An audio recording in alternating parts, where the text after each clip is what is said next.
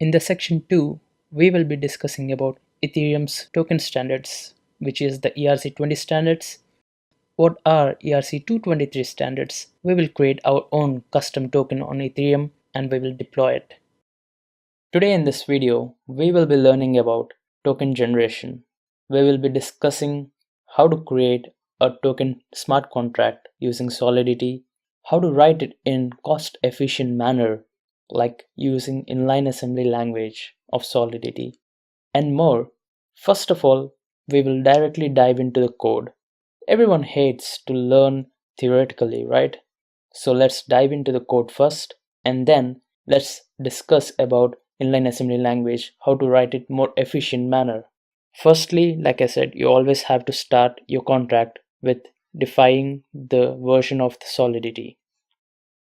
Now, before getting into our token contract, let me discuss about the interfaces we are going to use, the functions which we will be using. Briefly, this is an interface of ERC20. We have a function for transfer from, we have a function to approve, and we have a function for allowance, and there is an event for approval. Event is just to make sure that it's going on correctly. It's for ourselves, for our own purpose. We have ERC223 contract. Well, this is not a contract, this is to an interface. This interface has a function which is a transfer function and a transfer event. Another file which we are going to use is ERC223 receiving contract. This has one basic function which is important, the fallback function. Now let's hop on to our own code.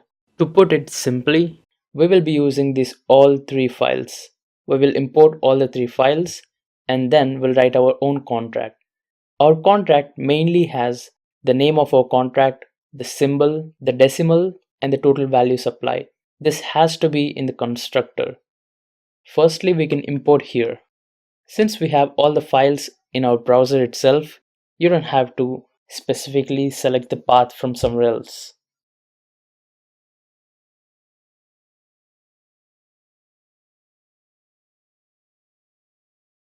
Here are three functions. Well, not three functions exactly. The first one is a constructor. Let me give you a short note about this. In the previous versions of Solidity, constructor is created by using the keyword function followed by the contract name itself. But in the latest versions of Solidity, we don't do that anymore. We directly use the keyword constructor, then followed by public or private. If you have any arguments, you can give it into the brackets. There are two functions which we created in this contract. One is the total supply, which returns the total supply. Another one is balance of, which returns the balance of a specific address. For those who don't know how to create a function in Solidity, let me explain you in a simple way. You use the keyword function followed by the function name. In the bracket, if there are any arguments you're passing to the function, you give that to them. Then followed by public or private or any other access modifier, a custom access modifier, followed by the returns if you're returning something. For example, here it is uint, you give that as a parameter in the returns bracket. Then the body of the function itself. Now, apart from these two main functions, which merely return the value of total supply and balance of an address, there are other functions which we take from the interfaces which I explained you before, the ERC20, 223 and ERC223 receiving contract. The function transfer takes the input, the address to which we are sending the value, and the value itself. The return will be a boolean value. Well, a boolean value, if it's a true, that means your transfer has been successfully sent. If it's a false, then it didn't. Inside the function is a basic mathematical calculation. Now this is important because while creating a contract, you must make sure once or thrice, if not 10 times, that this is correct. The balance you're trying to transfer should deduct from your balance and it should be incremented into that address balance exactly. Slight miscalculation will create a huge chaos. The function isContract is nothing but it takes the input address and returns the boolean value. Now the use of this function is to know that if a specific address is having a contract or not. Well, how do you know that? That's a smart question to ask. You can simply search or get the written value of the code size on that specific address. If there isn't any contract on that address, that means there isn't any code.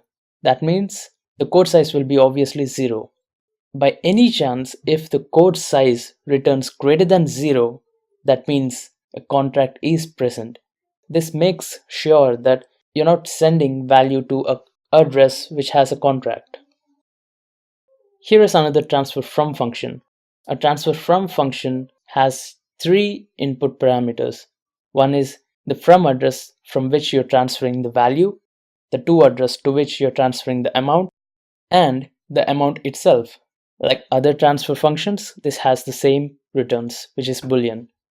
Inside the body of this function has the same mathematical calculation, which you need to make sure.